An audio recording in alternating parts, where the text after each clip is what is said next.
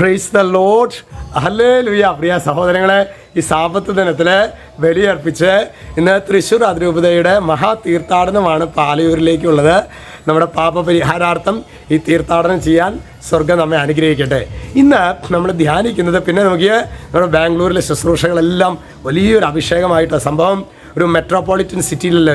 ശരിക്കും വെള്ളിയാഴ്ചയൊക്കെ അവർക്ക് ശുശ്രൂഷകൾക്ക് വരിക എന്ന് പറഞ്ഞാൽ ഒന്ന് ആ ട്രാഫിക് തന്നെ കിടക്കുക എന്നുള്ളത് വലിയൊരു പ്രശ്നമാണ്. പക്ഷേ ഒരു 5 മണിയാകുമ്പോഴേക്കും തന്നെ മെട്രോപൊളിറ്റൻ സിറ്റിയിലെ കർമ്മലരാം ഫൊറോന പള്ളിയിലായിരുന്നു ദൈവജനം ഒരുമിച്ച് കൂടി കർത്താവിനെ ആരാധിച്ചത്. ഹൃദയത്തുറവിയോട് ആരാധിച്ചതിനെ പ്രതി നിങ്ങളുടെ പ്രാർത്ഥനകൾക്കൊക്കെ പ്രത്യേകമായിട്ട് ഈശോയ്ക്ക് നന്ദി പറയുകയാണ് കേട്ടോ.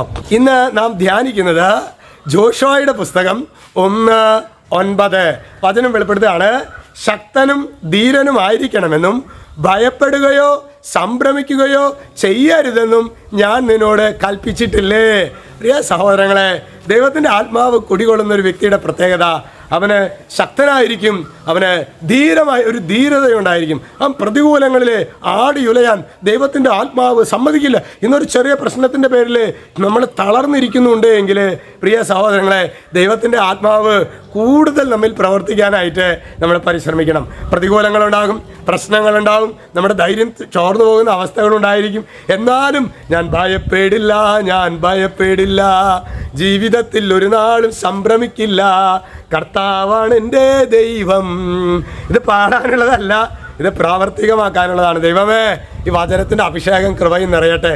രക്ഷിതാവായ യേശുക്രിസ്തുവിൻ്റെ നാമത്തിൽ ആശീർവദിക്കുന്നു. എപ്പോഴും എന്നേക്കും ആമേൻ.